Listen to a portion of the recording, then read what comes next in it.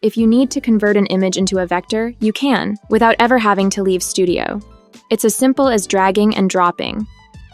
Start by opening the Vectorizer. Then take any raster-based image, such as a JPEG or PNG, and drop it in. When it's done, you'll see a side-by-side view of the original image and the converted one.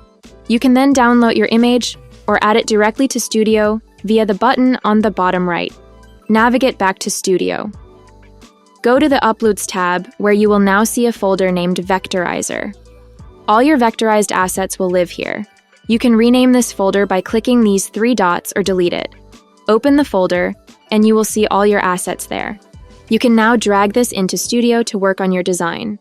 Make sure to like and follow for more quick tips. Studio, go beyond ordinary.